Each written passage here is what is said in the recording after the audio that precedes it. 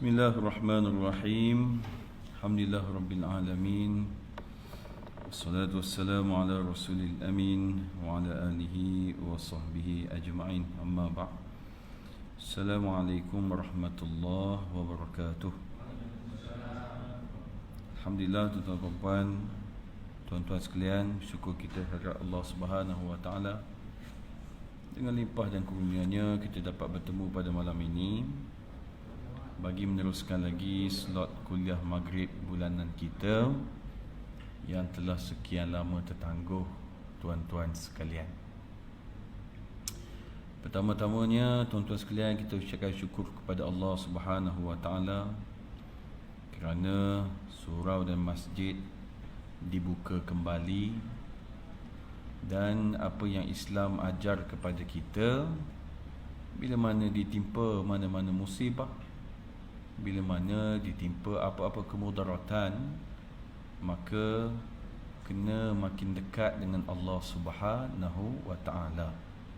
Kena minta ampun dengan dia, kena minta apa-apa supaya Allah Taala ini menurunkan hidayah, membuang segala wabak yang melanda dalam negara kita ini, tuan-tuan sekalian. Baik. Pada malam ini, tuan-tuan sekalian, saya akan pergi kepada suatu tajuk yang berkaitan tentang pengurusan harta pusaka. Seingat saya, sebelum semasa PKP dahulu ada kita buat secara rakaman, iaitu saya telah membicarakan tentang rukun-rukun pusaka. Jadi pada malam ini saya nak sambung sedikit, iaitu berkaitan dengan kewajipan menyelesaikan hutang si mati. Baik, tuan-tuan sekalian, bila kita sebut soal menguruskan harta pusaka ini, perkara pertama yang perlu tuan-tuan faham adalah mati sahaja seseorang itu, maka nombor satunya adalah wajib untuk menguruskan jenazah tersebut terlebih dahulu. Menguruskan jenazah ini, tuan-tuan, kalau memiliki anak-anak yang soleh, anak-anak yang bijak, tak ada masalah. Yang jadi masalahnya adalah bila mana memiliki ahli waris yang tidak cekap dalam menguruskan harta pusaka. Contoh, berlakunya kematian si ayah, maka anak-anak ini tidak mengerti bahawasanya memerlukan suatu kos untuk menguruskan jenazah. Kalau anak itu pintar, dia tahu sahaja berlaku kematian ibu atau ayahnya, maka dia segera pergi ke mesin ATM, dia keluarkan paling sedikit RM3,000 untuk dia selesaikan dari A sampai ke Z. Tapi ada yang jenis tak berapa tak faham, tuan-tuan sekalian. Sesama anak beranak, aku tengok engkau, kau tengok aku. Maka pada ketika ini timbul persoalan menguruskan harta pusaka, menguruskan jenazah ataupun menguruskan hal perkebumian si mati ini, nak ambil duit daripada mana? Sebab bila berlakunya kematian, tuan-tuan kena faham akan adanya di sebelah jenazah itu, orang Melayu kita diletakkan suatu cawan, diletakkan bekas dan sebagainya, maka orang meletakkan duit di situ. Persoalan yang timbul, duit yang diletakkan di situ siapa punya? Adakah duit itu hendaklah dibahagi secara faraid? Status kena tahu. Jangan main ambil saja. Sebab duit itu timbul selepas berlakunya kematian. Kita ni, tuan-tuan sekalian, yang dikatakan harta pusaka itu ni, waktu kita celik ni sampai kita mati, sampai kita tutup mata, maka yang ditinggalkan itu adalah harta kita. Okey. Ramai di kalangan kita yang tersalah arah.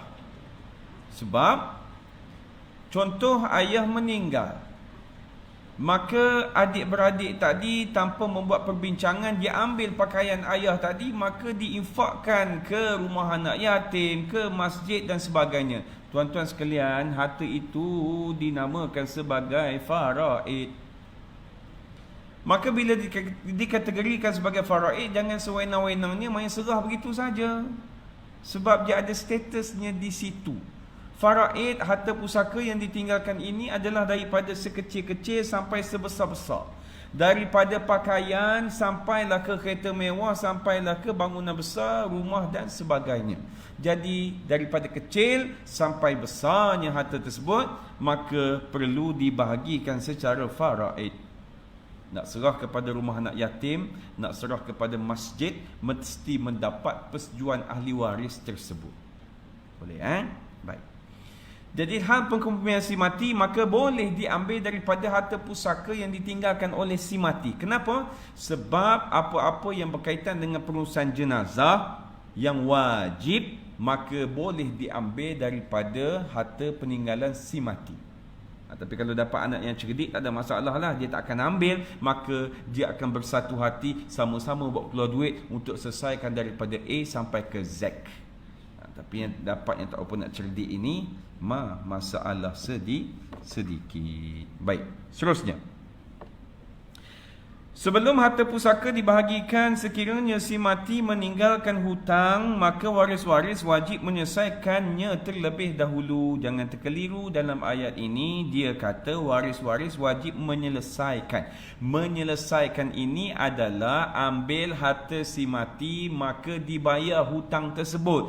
Bukan ambil poket sendiri, bayar hutang orang yang berhutang dengan ibu ataupun ayah kita. Anda faham tu? Duit siapa yang wajib diambil. Sebab bukan semua benda yang berkaitan dengan hutang si mati ini maka akan diterjunkan ataupun disalurkan ataupun diturunkan watikah pelantikan itu kepada anak. Yang dikatakan anak itu wajib membayar hutang tersebut bila mana berkaitan dengan makan si mati, berkaitan dengan tempat tinggal si mati, berkaitan dengan pakaian si mati. Kenapa? Sebab ini dinamakan sebagai nafkah anak kepada ibu dan ayah tersebut. Kalau ayah terlibat dengan saham, mana mungkin si anak itu wajib untuk menanggungnya. Sebab yang dikatakan wajib menanggung itu adalah apa-apa yang berkaitan dengan nafkah tersebut. Tapi kalau anak nak tanggung selain pada nafkah, dipersilakan. Tak ada masalah. Cuma nak tahu dari sudut hukum, adakah terbeban kepada si anak tersebut. Baik.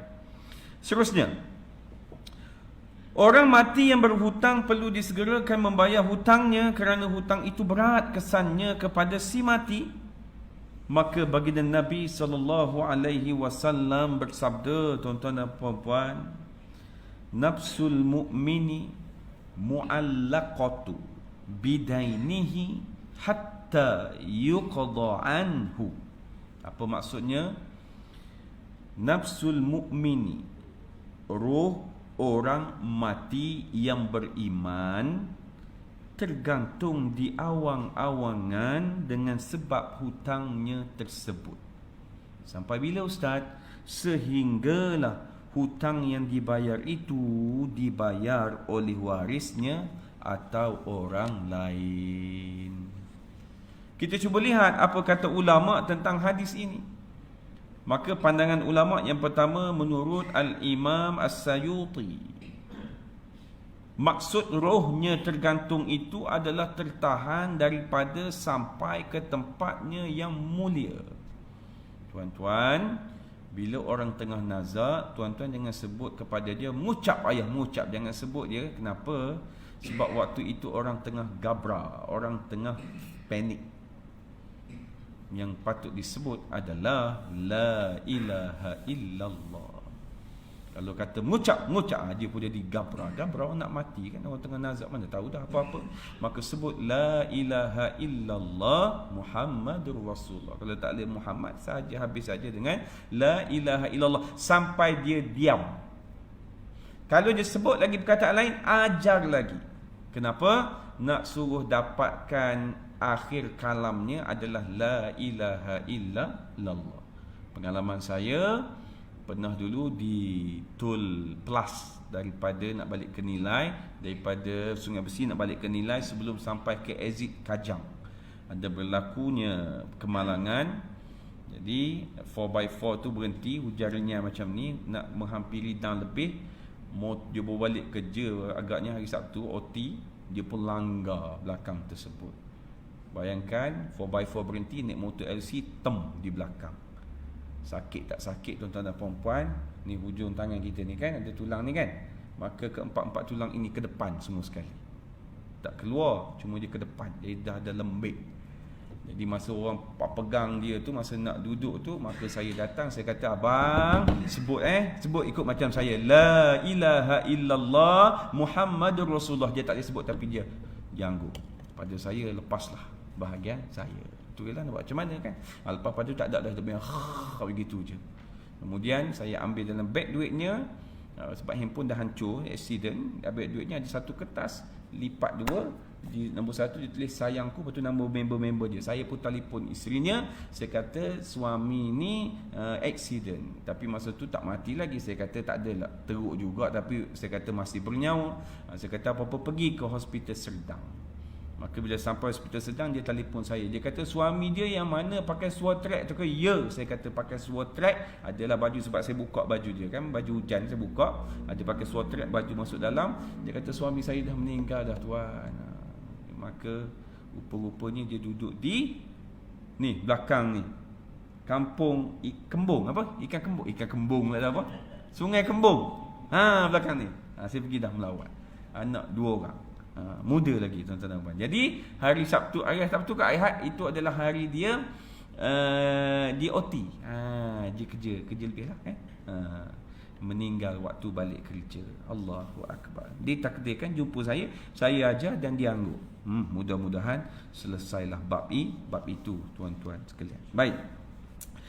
Maka menurut Al-Imam Al-Iraqi pula, maksud rohnya tergantung adalah tertahan daripada ditentukan hukumnya, sama ada si mati ini termasuk dalam golongan orang yang selamat atau sebaliknya, sehingga diketahui sudah dibayar hutangnya ataupun tidak. Rupa-rupanya bila kita mati nanti, Allah Ta'ala akan beri kepada kita, tuan-tuan, kalau baik, baiklah jalannya, kalau tak apa nak baik, tak baiklah jalannya. Selesai bab itu. Tapi orang yang berhutang ni, dia tak tahu ending di mana. Ending tak tahu di mana tuan-tuan sekalian. Makna kata tergantung ini di awang-awangannya, sungguhlah makna kata dia tak tahu dia berada di mana. Pengakhirannya di syurga ke, pengakhirannya baik ke, pengakhirannya tak baik ke, dia tak tahu. Jadi hendaklah diselesaikan. Maka ada jemaah yang tanya, ustaz, kalaulah dia meninggalkan anak yang soleh, maka anak itu berdoa kepada dia agak-agaknya di awal-awangan lagi ataupun tidak? Maka saya jawab kepada dia, hutang dan doa ini benda yang berbeza. Sebab itu tuan-tuan, jangan duk marah sangat kepada pemberi hutang yang tidak menghalalkan hutang tersebut. Sebab itu adalah hak dia. Tuan-tuan pandai bila pergi pada dia, halal kalau tak ni ke, tak kesian ke dia mati, yang mamat tu bagi pinjam 25,000, nganga nak suruh halal. Susah juga. Boleh cakap tetapi jangan memaksa. Sebab ada kes tu sampai memaksa.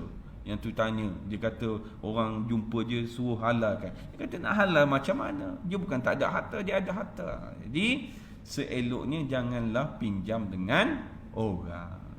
Pinjamlah dengan siapa?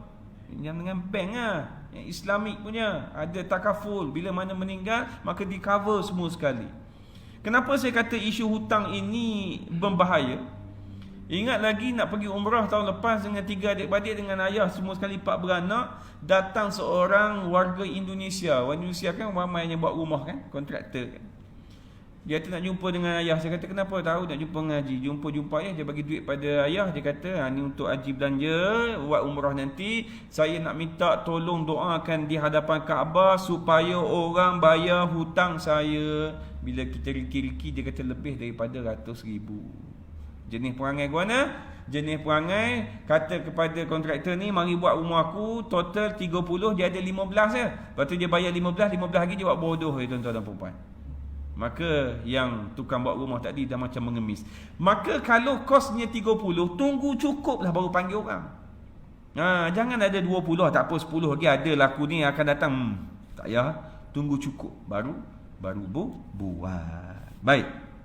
Seterusnya, hadis ini mengingatkan waris-waris supaya segera membayar hutang si mati jika si mati meninggalkan harta.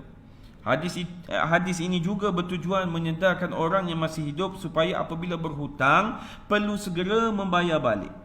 Ini kerana akibat orang yang mampu membayar hutangnya tetapi sengaja melengahkannya adalah berat dan banyak soal jawabnya, bukan sahaja di dunia malah juga di akhirat.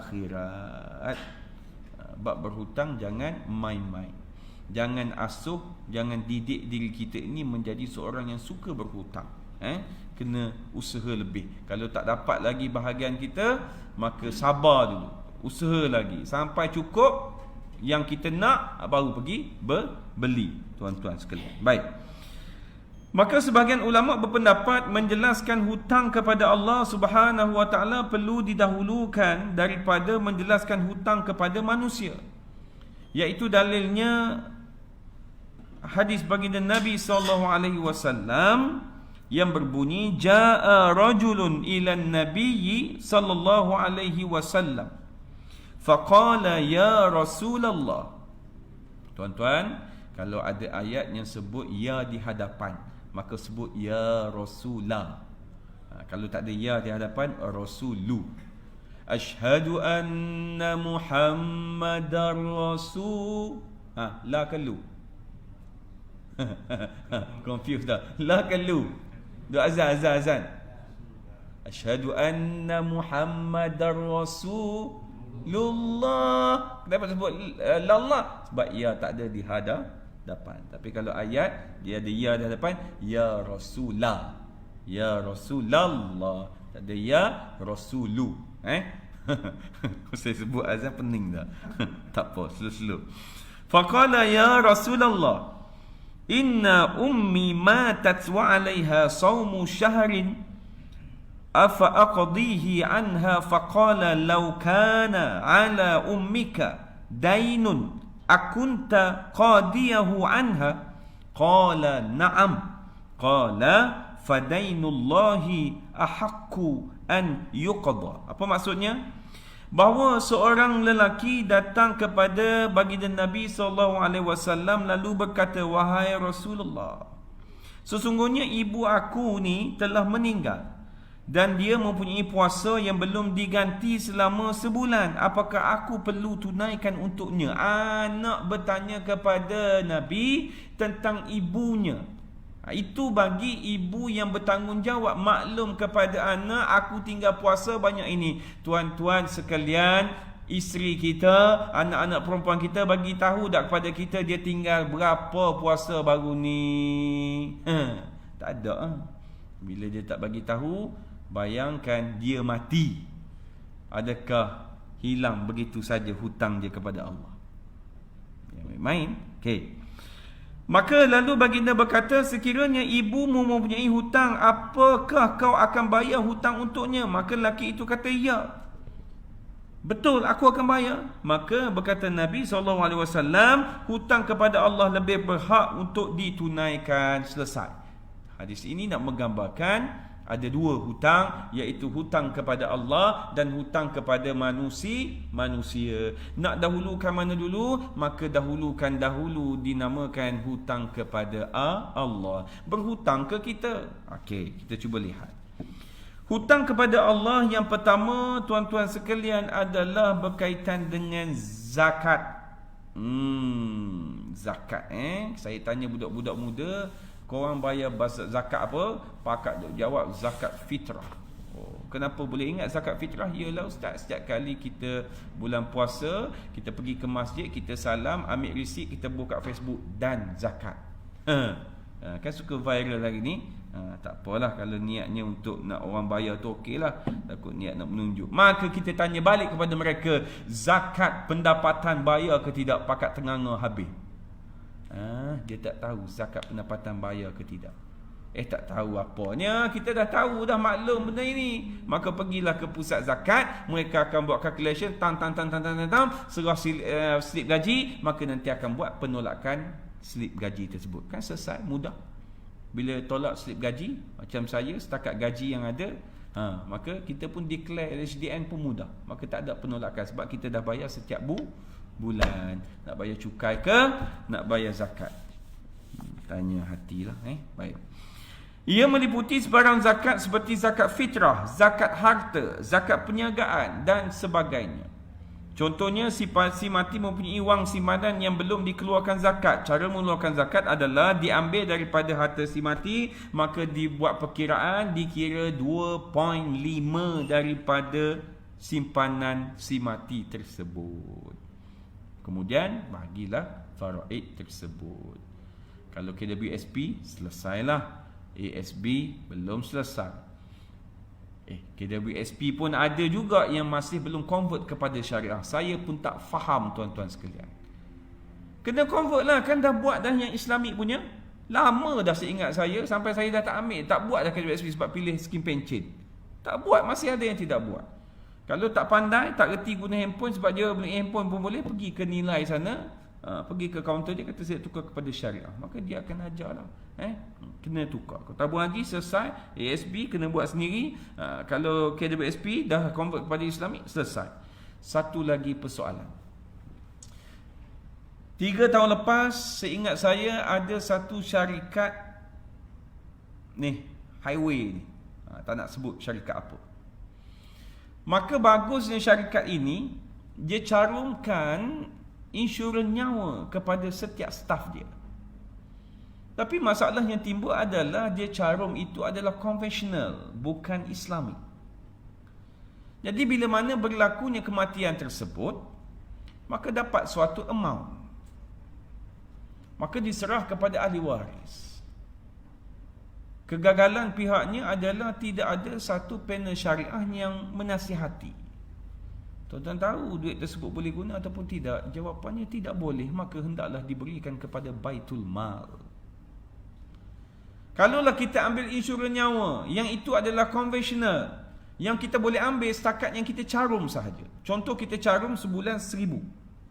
Kita dah carum 10 tahun, kemudian kita mati. Cuba lihat 1,000 tadi sampai 10 tahun yang kita carum tadi, setakat itu saja boleh ambil. Lebih Baitul Mal. Tapi bila kita kata begini, ahli waris pun kata, rugilah ustaz kalau tak ambil. Ini bukan soal rugi, ini soal halal ataupun haram. Tapi bila main bab duit ini, kadang-kadang halal haram nombor 10 dicampaknya belakang. Soal rugi yang diambil dahulu. Sebab masih cintakan dunia. Sebab itu mana-mana yang masih lagi dengan konvensional punya apa-apa skim, apa-apa insurans, takaful yang diambil, insurans. Kalau insurans tu konvensional lah, kalau takaful itu tak ada masalah, maka kena beralih kepada takaful. Dah keluarkan fatwa bahawasanya wajib untuk memilih. Tapi persoalannya adalah, saya mendapat rungutan daripada orang muda yang memakai motor 125ZX, yang memakai motor RXX, yang memakai motor Y suku. Dia kata kami nak ambil takaful. Maka syarikat takaful kata tak boleh. Kita kata kenapa? Dia kata sebab motor ni mudah hilang. Dia kata pula dah. Jadi kena ambil mana? Kami terpaksa ambil konvensional ustaz. Jadi masalah juga. Mana kata disebabkan mudah hilang, jadi tak boleh ambil. Itu rungutan lah, sebab saya tak pernah lagi umur begini pakai motor tu. Rasanya pakai 125Z dulu boleh pakai lagi takaful. Dan ni tak tahulah, kena pergi tengok balik. Maybe takaful yang lain masih ada. Baik. Yang kedua adalah hutang kepada Allah adalah nazar. Contohnya semasa hayatnya ini, si mati pernah bernazar. Dia kata kalau cucunya ini lulus cemerlang dalam exam, beliau akan sembelih seekor kambing. Maka Allah Ta'ala makbulkan doanya, cucunya ini lulus cemerlang dalam peperiksaan. Sebelum sempat dia menyembelih seekor kambing, maka ditakdirkan Allah Ta'ala beliau pun mati. Si atuk tadi ni, apa perlu dibuat? Maka pada ketika ini wajib ke atas waris menunaikan nazar si mati dengan menyembelih seekor kambing. Nak cekau mana beli kambing tersebut? Maka diambil daripada harta si mati. Sepanjang saya hidup saya tak pernah lagi bernazar. Tuan Haji pernah bernazar? Belum lagi. Bolehlah bernazar lepas ni, kalau aku menikah seorang lagi, sembelih seekor kambing. Saya tak pernah lagi. Mana tahu ada anak ke tak dapat anak lagi kan? Buatlah apa-apa pun. Boleh juga kan? Tapi jangan buat beratlah yang kita tak mampu. Baik. Nombor 3.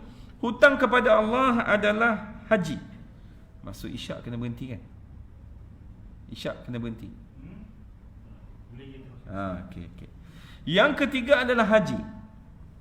Sekiranya si mati pada masa hayatnya berkeupayaan menunaikan fardu haji tetapi tidak sempat menunaikannya. Baru ni saya ada ceramah satu tempat ceritanya bab nazar tadilah. Saya perasan dia tengah ceramah, dia bangun, dia ambil wuduk lain. Habis semayang dia kata, Ustaz, saya anak 5, siap dengan cucu dah. Seorang pun dulu saya tak pernah ni akikah anak saya. Saya kata kenapa tak buat? Dia kata dulu tak apa nak ada duit kata. Saya ingatkan tak ada duit setakat dulu lah, sampai lah ni tak ada duit dia kata. Orang Kedah. Macam mana Ustaz? Ustaz sedap cakap. Saya kata tak apa, ni isu sunat muakkad dan dia berdasarkan kemampuan. Yalah memang berdasarkan kemampuan, takkan sepanjang hidup saya tak pernah mampu. Dia kata macam mana nak buat ni, tak senang hidup ni, mati malam ni mampu saya Ustaz.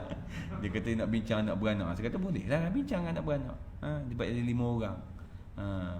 Ya kan dulu mahal nak boleh kebayar, gaji pun sikit dulu pegawai kerajaan kan. Dulu duit mahal. Jadi macam saya alhamdulillah Allah Taala beri dapat juga. Dua-dua lelaki. Adalah kalau nak kambing pun boleh, kambing mahal lah sedikit. Tak nak kambing ambil lembu kan, bahagian-bahagian tu kan. Anak lelaki 2 bahagian, anak perempuan 1 bahagian. Boleh ke tidak ambil dalam bahagian kurban? Boleh kan, kita dah baca, maka dibolehkan juga. Jadi tak ada masalah. Maka buat. Siapa yang tak buat lagi buat. Dia sunat yang dituntut. Tanda terima kasih kita kepada Allah kerana beri zuriat kepada kita. Buat. Okey, baik. Maka haji ini sekiranya si mati pada masa hayatnya berkeupayaan menunaikan fardu haji tetapi tidak sempat menunaikannya, waris-waris wajib menunaikannya dengan mengambil sebahagian daripada harta si mati bagi ditunaikan haji untuk si mati. Inilah yang dinamakan sebagai badal haji. Yang disebut badal haji ni untuk orang mati. Kalau umrah dipanggil sebagai badal umrah. Badal umrah berapa ratus? 300 ada, 400 ada, 500 ada. Badal haji 2,500, 3,000, 3,500. Tabung haji 3,000 ke 3,500. Saya tengok itu. Tak ingat dah. Buat badal haji. Jadi kalau tuan-tuan tanya saya, umrah alhamdulillah dah buat. Haji belum lagi. Tapi mari terfikir juga bila akan buat haji. Kalau tunggu 10 umur 65 sebagai contoh, waktu itu kudrat adakah sama macam hari ni yang tengah berceramah ni? Barangkali tidak. Maka saya nak target menunaikan haji dengan package. Paling murah berapa? 30 ribu kan? 30 ribu, 20 ada? 50 28 ada. 28 tu dekat ke jauh hotel ni? Jauh juga ada. Standard. Apalah saya simpan lah. Sehari RM1 dan tu insya-Allah boleh. Boleh tuan-tuan sekalian. Kereta boleh beli, itu boleh beli, takkan itu tak boleh. Cuba baik. Maka kena buatlah badal haji kepada si mati. Jadi bab soal badal haji dengan badal umrah ni pun saya pernah ada pengalaman. Yalah orang selalu tanya kan bab itu bab ini. Maka ada 2 orang ini saya ingat lagi bertanya pada saya tentang faraid. Maka saya ajar kepada mereka nak pergi ke mana, pejabat tanah, bahagian pusaka kecil, kemudian ke mahkamah syariah, mahkamah tinggi ke mahkamah rendah. Saya ajar A to Z. Saya ingat lagi yang bahagian lelaki ini, dia keluarga yang berbeza. Lelaki ini dapat bahagian dia saja 35,000, yang lagi satu dia dapat 45. Orang yang berlainan, family. Jadi umrah kali pertama dulu, maka saya terdetik hati sebab saya tengok kepada mutawif ini menunaikan badal umrah. Saya kata berapa ustaz ambil untuk yang ni? Dia pun bagi tahulah 300.5. Okey, berbaliklah. Dia kena ambil taksi, lepas tu patah balik, kena jaga pula pusing, tawaf dan sebagainya. Sa'i baru selesai kan. Ketut pula kena pergi ambil balik apa ni enggak tu kan. Jadi kena makna kata pakai kudrat lah kan. Kalau laju-lajulah. Maka saya WhatsApp kepada kedua-duanya. Saya kata masa si mati dulu pernah buat umrah ataupun haji ke tidak? Maka kedua-duanya jawab haji pun tak pernah buat, umrah pun tak pernah buat. Saya kata molek sangat dah. Kebetulan saya ada kat sini, saya akan kata jawab, saya akan beritahu kepada mutawif tolong buatkan. Maka dia tanya berapa charge ustaz? Saya kata RM350. Maka jawapan yang pertama, nak boleh ke balas WhatsApp tu ambil masa sikit. Maka dia pun jawab kepada saya, dia kata RM350 ustaz Tak apa ustaz, nanti saya bincang dulu dengan adik-beradik. Saya kata jahanam. Dia dapat berapa? 35,000. Dia seorang bukan semua bahagi. Dia seorang. Maka berlalulah begitu saja. Yang kedua punya WhatsApp, dia reply. Dia kata bukan ke ustaz kalau anak beranak yang buat adalah lebih afdal, dia kata. Saya kata benar sekali. Maka saya tanya bila nak buatnya? Tunggulah ustaz, hidayah daripada Allah, dia kata. Macam mana tuan-tuan sekalian? Nak tinggalkan apa di dunia ini? Nak tinggalkan duit? Ayuh silakan. Nak tinggalkan ilmu? Ayuh silakan. Nak tinggalkan anak yang kerjanya engineer, doktor? Silakan. Tak apalah ustaz, tak engineer, doktor pun anak saya kenal Allah pun silakan. Tuan-tuan yang mencorakkannya. Nanti tunggu dah tua, boleh tengoklah. Macam orang surau dia boleh tengoklah saat kematian orang. Cuba tengok ahli waris ketika itu buat apa. Adakah duduk luar duduk dak isap rokok? Adakah di luar duduk menyembang ayah duduk terbujur kaku? Tak reti ke nak ambil Yasin, nak ambil Quran duduk di sebelah. Okey, bila mana dibawa ke surau, ke masjid ini, maka dia letakkan jenazah di sini. Semai jenazah di sini kan. Berapa ramai yang Tok Bilal, Tok Imam yang guna mic, siapa dia ahli waris kepada si mati, dia pun angkat tangan, saya anak, okey, silakan jadi imam. Tok Imam, Tok Imam, Tok Imam. Macam mana? Tuan-tuan, saya hampir setiap minggu berjumpa dengan orang muda. Sabtu Ahad. Siapa dia? Ni, geng-geng yang ambil kursus kahwin tiap minggu, hampir setiap minggu. Bila kita campak satu soalan, solat sunat jenazah berapa kali takbir? Ada yang jawab 7, dia kata. Saya kata nampak sangat korang ni waktu hari Jumaat, sebelum semayang Jumaat, mesti akan ada imam ataupun bila kata hari ni kita ada jenazah lelaki ataupun perempuan, maka siapa-siapa yang berkelapangan, ayuh kita mengerjakan solat sunat jenazah untuk si mati. Berapa ramai yang angkat bontot, belah begitu saja. Sedangkan sembahyang itu tak sampai pun 2 minit. Kalau ekspres minit pun tak sampai. Apa jadi begitu? Itulah masalah kita. Balik nanti cuba tanyalah anak-anak Tuan Haji, berapa kali takbir? Kalau dia jawab 7, samalah level dengan yang saya tanya tadi, tuan-tuan sekalian. Baik. Maka buat haji, dia tak buat umrah, buat umrah. Dia tak buat haji, buat haji untuknya, buat badal umrah dan badal haji. Baik. Yang keempat adalah fidyah. Fidyah bermaksud menggantikan puasa yang ditinggalkan oleh si mati semasa hayatnya. Ini. Tuan-tuan haji ada anak perempuan, ada isteri. Maka mereka ini tidak terlepas daripada untuk menggantikan puasa. Jadi setiap kali datang haid, setiap kali datang Ramadan, mesti dia tulis satu catatan paling cantik, letakkan di peti sejuk rumah, pam di situ. Maka apa-apa kita boleh pantau berapa hari yang dia tinggal. Bayangkan kalau dia mati dalam keadaan anak beranak tak tahu siapa nak tolong bayar, siapa nak tolong ganti. Ini pun masalah. Masalah yang lebih besar adalah bukan sekadar ganti. Kadang-kadang mengenal haid itu pun bermasalah. Balik nanti cuba tanya anak dan isteri kita, sekurang-kurang haid berapa lama, sebanyak-banyak haid berapa lama, sebanyak-banyak suci berapa lama, sekurang-kurang suci berapa lama. Kalau tak boleh jawab, makna kata isteri dan anak kita dalam keadaan bahaya. Kenapa? Sebab sepatutnya dia semayang, dia tak semayang. Sepatutnya dia tak boleh semayang, dia pergi semayang. Bila kita tanya 8 hari darah merah, 8 hari darah hitam, totally 16. Apa benda ni cik adik? Maka dia pun sedap jawab 15 hari haid, 1 hari istihadah. Salah.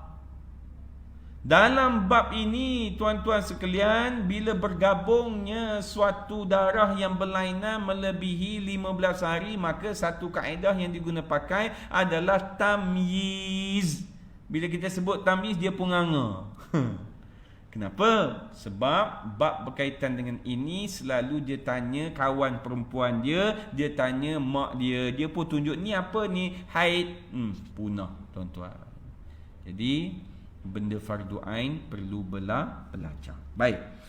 Maka berkaitan dengan fidyah ini, petikan daripada buku Mestika Hadis jilid ketiga nombor 1 mengatakan orang yang tidak mengerjakan puasa Ramadan selama beberapa hari atau tidak mengerjakan puasa nazar atau puasa kifarah disebabkan uzur syar'i, bukan sengaja ya, uzur syar'i, lalu dia mati sebelum sempat menggantikan puasanya, maka dia tidak dikira berdosa. Dengan itu pihak kaum kerabatnya tidak wajib menggantikan puasanya atau membayar fidyah daripada harta peninggalannya.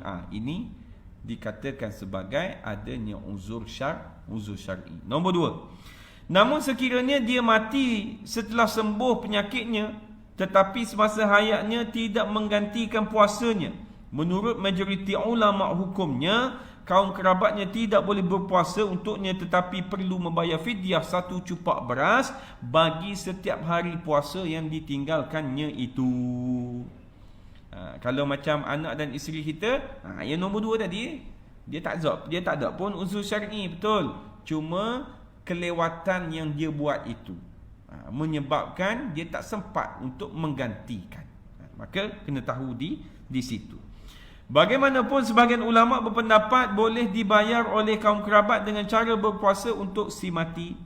Jadi cara hutang ini dijelaskan bagaimana dibayar 1 hari dengan 1 cupak beras. 1 cupak beras ini bersamaan dengan 0.675 kilogram. Itu dia punya amount je. Tapi tuan-puan tak perlu sibuk dah berkaitan dengan cupak beras ini. Selalunya pergi saja ke pusat zakat, dia ada perkiraan dia. Maklum saja kepada dia, bayar saja, dia keluar resit, selesai masalah. Tengok, memudahkan orang awam. Baik. Seterusnya, yang ke 1, 2, 3, 4, 5, iaitu kifarah. Kifarah itu ialah denda bagi seseorang yang bersetubuh pada siang hari bulan Ramadan. Dendanya adalah berpuasa selama 2 bulan berturut-turut. Orang yang bersetubuh di siang hari bulan Ramadan, maka dendanya adalah berpuasa 2 bulan berturut-turut. Mampu berpuasa 2 bulan berturut-turut. Tarawih pun tak mari, puasa 2 bulan berturut-turut. Bulan Ramadan baru ni cukup mencabar kan? Semua pakat jadi imam. Tapi cuba lihat di sekeliling taman kita, waktu orang sembahyang tarawih, akan ada budak-budak yang duduk di luar. Kenapa? Sebab di rumahnya tidak dihidupkan tarawih tersebut. Ibu dan ayah buat dono, anak pun tengok tak ada apa di rumah, maka dia keluar.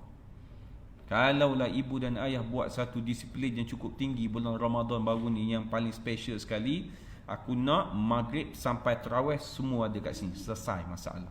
Tetapi ayahlah kena tunjuk di hadapan, kena jadi imam. Kemudian suruh anak jadi Bilal, kan? Subhanal Malikil Ma'bud. Bukan payah pun print out daripada Google, letak situ, nah baca skrip ni. Sejak kalau aku habis ni ikut turn ni, pangkang kau, baru adanya aktiviti.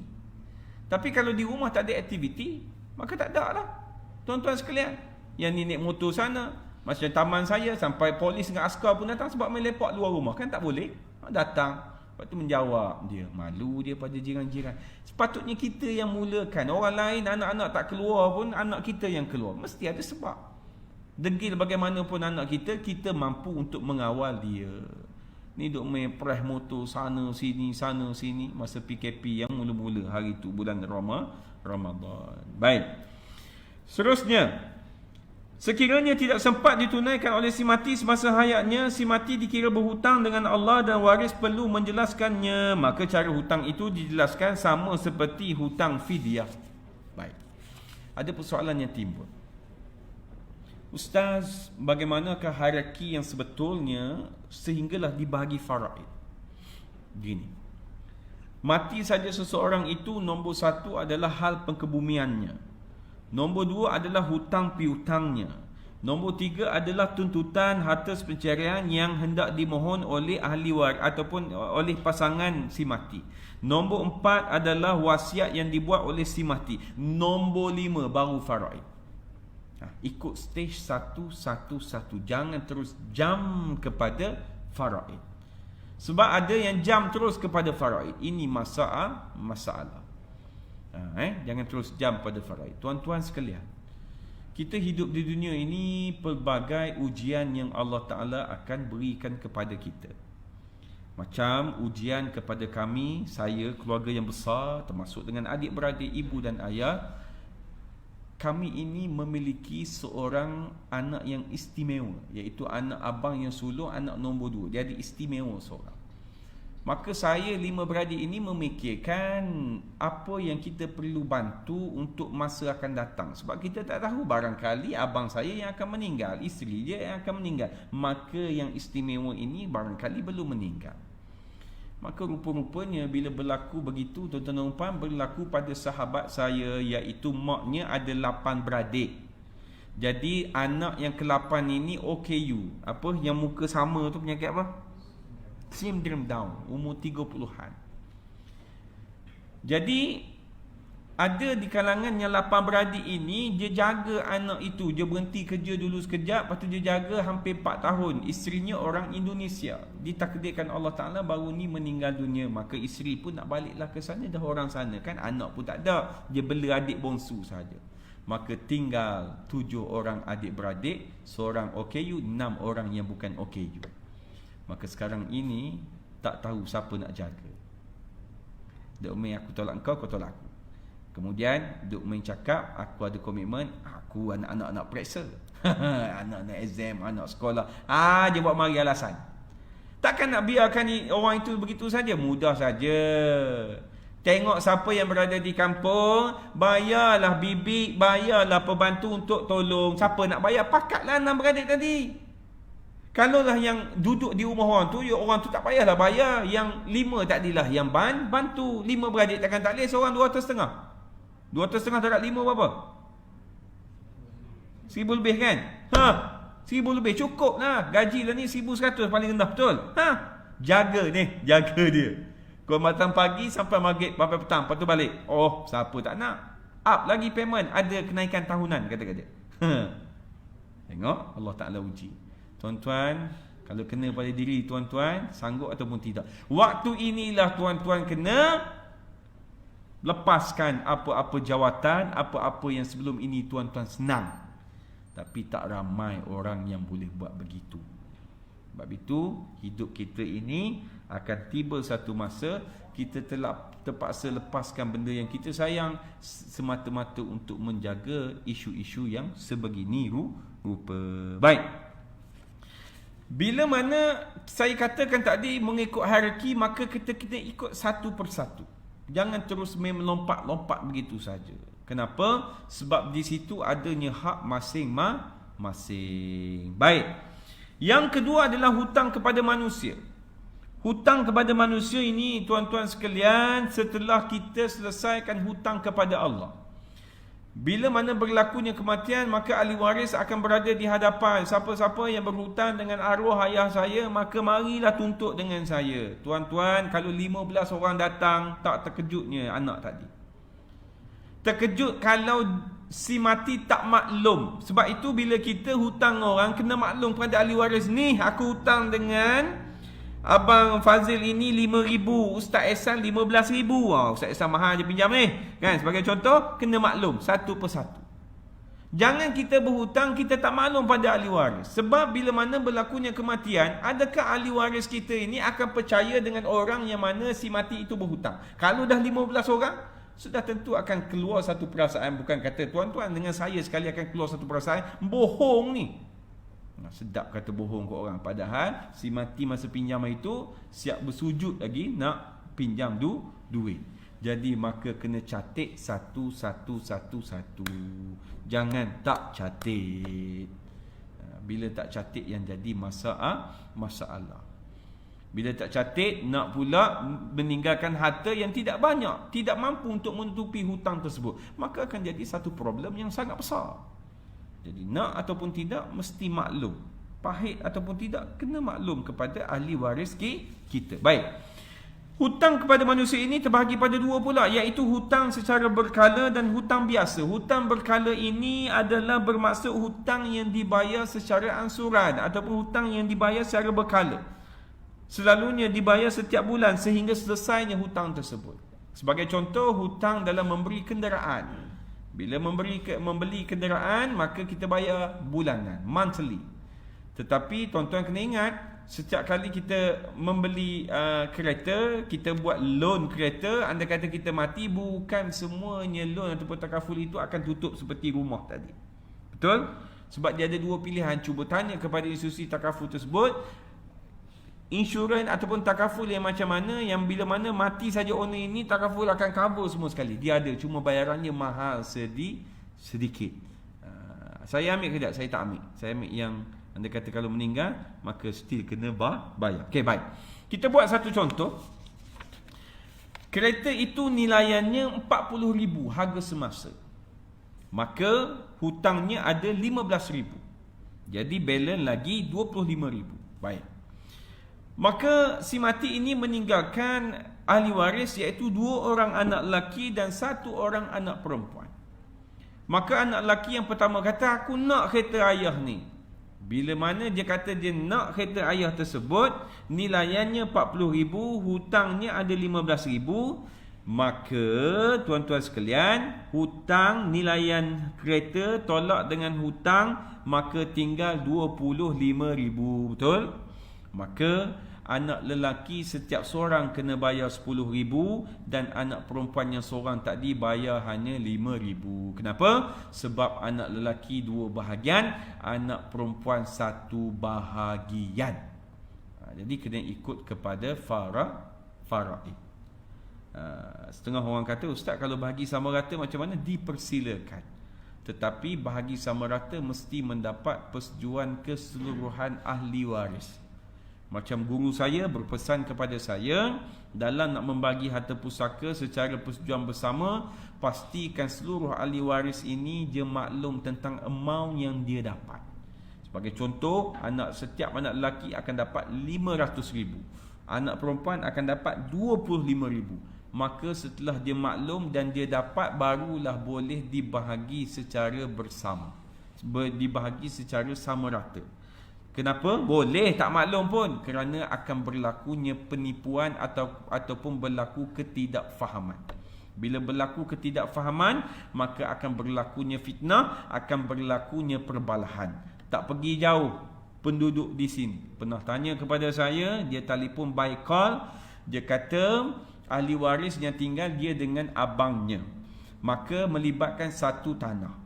Jadi tanah tersebut, bahagian tanah tersebut, dia kata kepada abang dia, kau urus semua, nanti bila mana pejabat tanah nak panggil, aku bahagian sign saja. Oh sedap anak ni, adik ni bagi arahan kepada abang.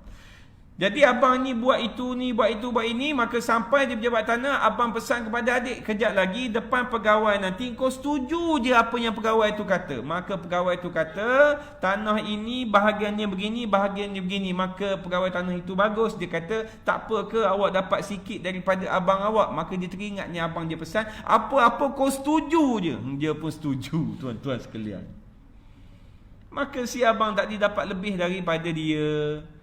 Yang tak tahannya adalah lepas 2 tahun dia telefon saya, "Ustaz, saya memang setuju tapi saya tak pernah redha yang abang saya buat begitu." Pula dah. Ini yang dinamakan jahil yang bertingkat. Dia harap pada orang tipu dia, dia pun jalan begitu saja, lepas tu tiba-tiba tak puas hati. Nak salahkan pegawai pejabat tanah, tak boleh nak salah kat dia sebab dia dah tanya. Tapi disebabkan tak cerdik, maka sampailah ni dia berbalah dengan abangnya. Lepas tu dia bawa pula satu dalil sebab abang dia tengah sakit. Dia kata ni sebab dia sakit itu sebab dia tipu saya itu. Pula dah. Ni. Sebab tu tuan-tuan, dalam bab harta pusaka saya cukup takut. Kenapa? Dia ni fighter, street fighter, tahu street fighter? Dia kira nak bergaduh je. Sebab dalam soal harta pusaka tidak diambil kira soal hak diutamakan. Dia kira soal mana yang menyedapkan hati dia, itu yang dia tuju. Mana yang tidak menyedapkan hati dia, dia tak akan suka. Walaupun itu selari dengan hukum syarak. Setakat itu ada persoalan. Ada? Saya ingatkan ramai malam ni. Ni semenjak PKP kehadiran macam ni. Rasanya sebelum PKP ramai lagi tak? Perempuan. Dia sepatutnya selepas PKP makin ramai lah kan. Sepatutnya kita ambil pengajaran itu. Tapi biasa dah manusia. Ramadan pun begitu juga tak? Pecah surau. Sila SOP. Habis solat balik. Sila Haji. Assalamualaikum. Alhamdulillah. Soalan saya ini soal yang meninggal mati. Tapi dia meninggalkan hutang. Okay. Jadi contohnya saya yang ibu. Bila dia meninggal tu, dia meninggal baru ada hutang dia tu. Macam mana? Lepas meninggal, kita dapat berita daripada. baik. Lepas tu dia pernah pinjam kat saya. Okey. Jadi lepas dia meninggal baru saya kita dan meninggal apa? Makna kata yang pemberi hutang tadi disebabkan dia dah meninggal, maka pemberi hutang itu menghalalkan. Okey. Jadi bagi tahu kat habis dia kata saya halalkan lah. Ini hutang ayah kamu tu. Okey. Jadi itu boleh dipakai ke? Boleh diterima pakai sebab hak eksklusif hanya diberikan kepada pemberi hutang tersebut. Dia nak halal ataupun tidak boleh dipaksa. Cuma persoalan ditimbul setelah mana dia halalkan apa yang dia dapat, maka pahala memberi pinjam tadi akan berlipat ganda kepada pemberi hutang tersebut. Tu je lah. Jadi tak tergantung dah lah jenazah pada roh itu disebabkan yang itu menghalalkan. Lepaslah. Dan kena ingat yang memberi tadi dia halalkan, maka pahala itu akan berlipat ganda kepada dia. Begitu juga sebagai contoh, seseorang itu meninggal pula dalam keadaan tak meninggalkan harta, ahli waris pun tak ada, dah siapa nak bayar? Maka pada ketika ini Allah Ta'ala janjikan bahawa yang memberi hutang tersebut maka akan ditukarkan kepada pahala kepada pemberi hutang tersebut, sebab dia dah tak ada tempat untuk dia nak ambil. Betul? Orang itu harta pun tak ada, ahli waris pun tak ada, maka dia tak boleh nak mohon di mana-mana. Maka Allah Ta'ala janjikan pahala yang berlipat ganda kepada pemberi hutang tersebut. Nah, macam saya sebut tadi, apa-apa hutang yang ditinggalkan oleh semati akan dibayar melalui harta peninggalan semati. betul. Jadi andainya kalau semati tak ada harta, anak-anak yang ada. Betul. Jadi adakah hutang itu semua boleh dibayar oleh anak-anak waris ataupun Seeloknya dibayar oleh anak-anak. Sewajibnya kalau hutang itu berdasarkan yang saya kata awal tadi berkaitan dengan nafkah, makan, pakai, tempat tinggal. Contoh ayah berhutang disebabkan menyewa, maka anak itu wajib bayar sebab menyediakan tempat tinggal adalah kewajipan si anak. Tapi kalau selain daripada itu tidak akan turun kepada anak, melainkan berkaitan dengan nafkah sahaja. Tapi kalau meninggalkan anak yang soleh, ialah soleh-soleh juga tapi tak berkemampuan nak bayar, macam mana, betul tak? Anak yang soleh dan berkemampuan, maka seeloknya dialah yang bayar. Saya baru tahu satu isu. Ni pengalaman orang bekerja kerajaan. Dia kata kalau yang berpangkat 54 ke bawah, bila dia pencen, selalunya dia akan relax sahaja, dia akan teruskan dengan kehidupan.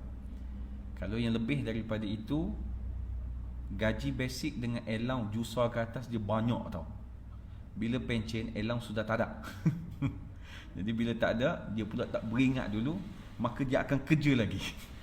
Umur lebih 60 pun dia akan kerja lagi, sebab nak backup yang sebelum ini, ataupun dia nak stablekan kehidupan macam sebelum ini.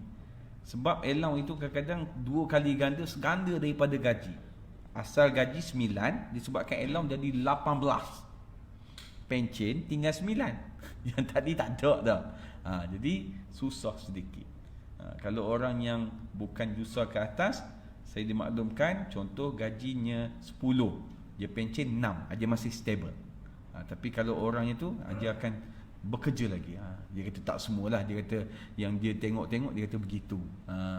Okey, soalan lagi? Tak ada? Sila. Tentang urusan jabatan oleh saya. Okey.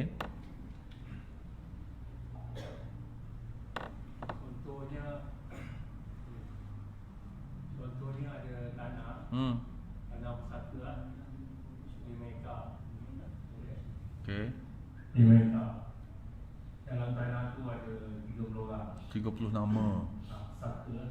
Dan pusaka yang dah 3-4 lapis tak ditutup. Ini memang banyak masalah pada orang kita. Jadi sini kebetulan kebetulan hilang. Geran tanah hilang. Buat carian tak jumpa. Carian boleh buat dah. Dah buat dah? Tapi nak tuntut geran baru tu memang masalah. Sebab kerajaan tak semena-mena boleh lepaskan geran baru. Kalau tak ada semua orang yang buat report. Ini yang membuatkan tanah kita orang Melayu banyak yang tutup. Ya. Betul tak? Betul. Jadi aku belum kita buat dan keadaan ini. Okey, bagus soalan tersebut. Bukan tanah orang Melayu Islam tidak dituntut, termasuk dengan wang ringgit dalam bank, mana-mana simpanan banyak, bukan ribu, bukan ratus ribu, bilion tuan-tuan sekalian. Kenapa jadi begini? Ini masalah kita. Bila mana mati, hari ni, bulan depan dah boleh mula uruskan hal perkebumian si mati. Baru ni saya terima satu draft perintah, saya sign di pejabat, kematian COVID-19, meninggal di HTJ. Kematian ke-50 berapa saya tengok. Bagus ahli waris. Meninggal tak habis lagi PKP, dia dah mohon CJ Farad. Jadi yang patut dibuat adalah meninggal hari ni, bulan depan dah boleh mula slow-slow buat. Pejabat tanah ke, bahagian pusaka kecil ke, mahkamah syariah ke, apa yang agensi tadi nak. Jangan bila mana berlaku hari ni kematian, tahun depan 2 tahun lagi baru buat. Tu yang akan jadi sampai berlapis yang disebut tadi, 4 lapis, 6 4 lapis kematian yang berlaku. Bila 4 lapis kematian yang berlaku, persoalannya tuan-tuan sekalian, kemungkinan besar akan berlaku dosa tak kat situ. Tuan-tuan tahu dosa di mana? Begini contohnya 1, 2, 3, 4. Ni lapisan kita ni. Kita berkait. Saya ayah, anak, cucu, cicit. Tanah ini asalnya nama saya. Betul? Okey. Maka lapisan pertama adalah ini.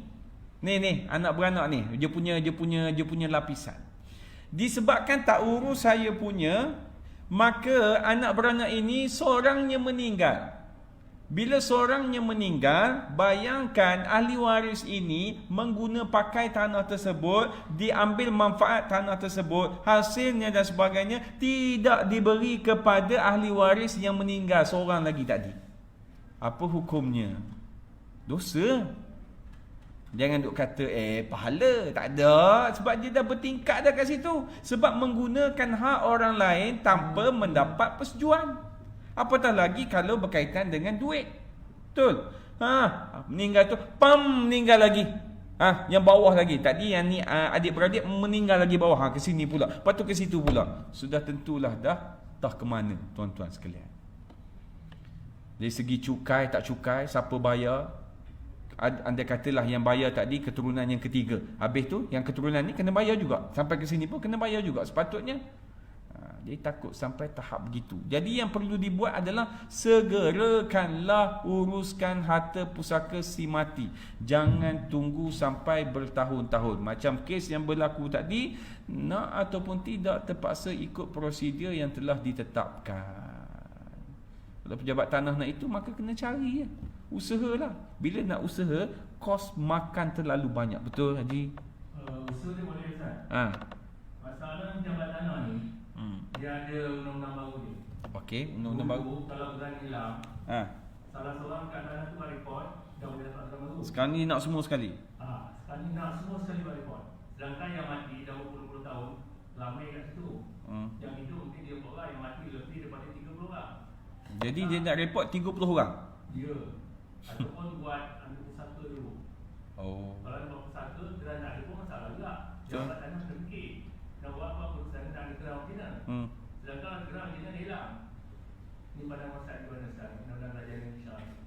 Yang terbaru tu tak tahu saya tu. Lepas tu tuan tak, lepas tu tuan Haji tanya dia untuk menyelesaikan masalah. Kena ada grant. Yalah, ada tak cara lain sebabkan ahli waris dia tak jumpa sampai 30 orang ini. Memang tak jumpa lah. Dah tak pandangan dia disebabkan kita dah tak jumpa, kita dah ikhtiar ni. Pandangan dia suruh buat pusaka dulu. Bila buat pusaka kena geran juga. Kena geran juga. Lepas tu tak pandangan dia yang lain. Jadi kita tak faham apa undang-undang dia buat. Kena pergi jumpa tu. Dia patut dia kena bantu kita. Yalah. Masalah tu. Yalah. Yalah, dia bantu satu hal, tapi tindakan keturunan kita sebelum ini pun satu hal juga. Kan? Terus tanah tu akan terus bermasalah lah. Terus tak boleh betul lah. Yalah. Saya nak cari tu. Itu salah satu lah kan. Tapi kalau nak salahkan dia 100% pun problem juga. Sebab dah terlalu banyak, barangkali berlaku banyak penipuan. Betul? Kan? Betul tak?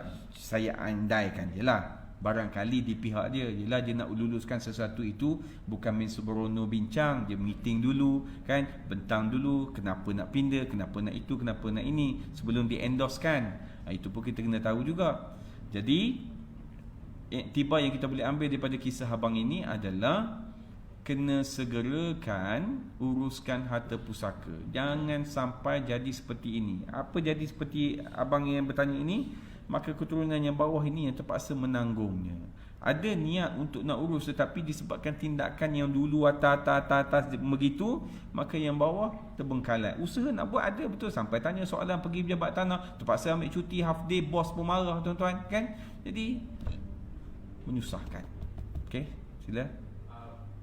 Kes-kes macam ni, macam berlaku di Madinah, kes apa, Sayyidina Osman, harta-hartanya yang telah kemudian diyayasankan. Juga itu kes yang di Bank Islam, pejabat Bank Islam di Jalan Perak, ada seorang jutawan yang nak dibuat surau tu, wakaf. Orang dan yang tak dapat nak dikesabu, dikumpulkan yayasan tadi. Jadi harta itu dimasukkan dalam yayasan dan dibangunkan juga. Pendapatan pergi kat yayasan. Jadi tanah tu tak biar. Okey, tu cadangan lah. Itu apa yang dilakukan sekarang. Itu tu harta Osman bin Affan sampai sekarang, Masya Allah. Dan tumbuhkan yayasan dan ditakbirkan oleh kerajaan juga. Okey. Anda kata harta-harta ditinggalkan, dibuat satu yayasan, dibangunkan. Itu salah satu cara lah kan.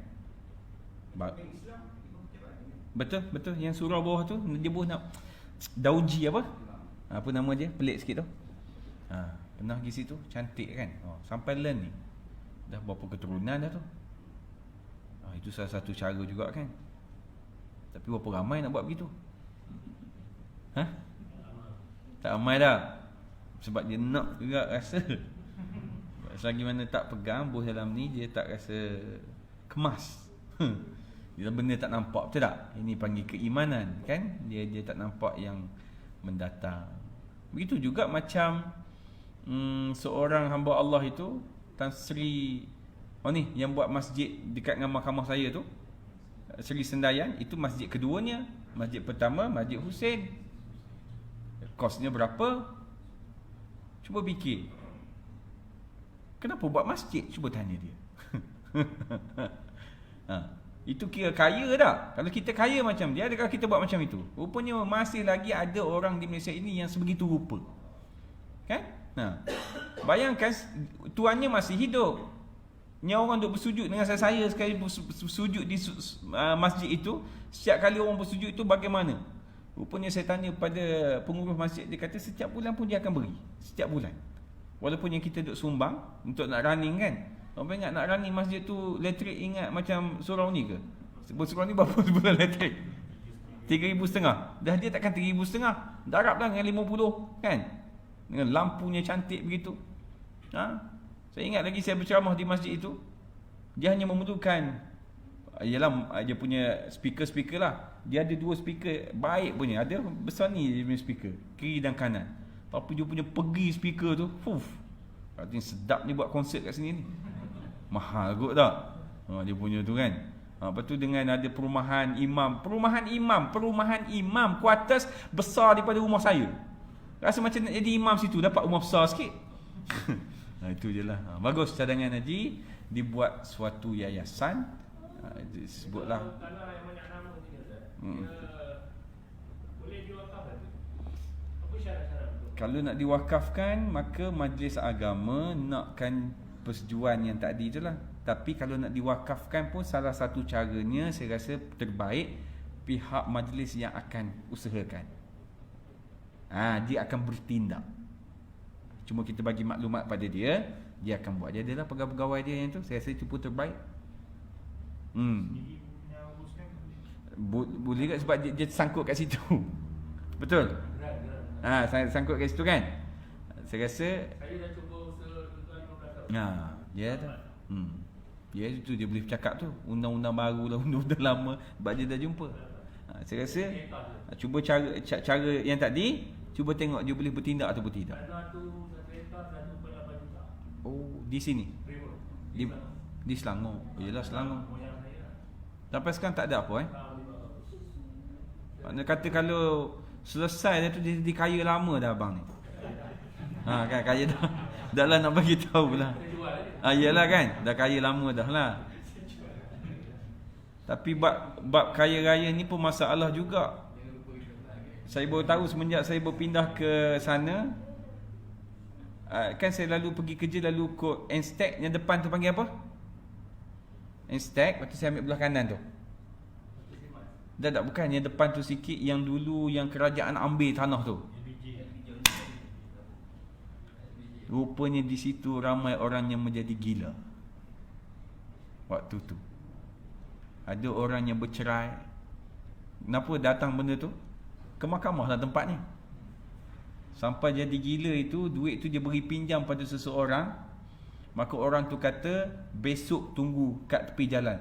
Dia kata sampai ke mati dia tunggu kat jalan. Dia kata nanti ada orang nak mari hantar duit kat dia. Bercerai, tinggal bini.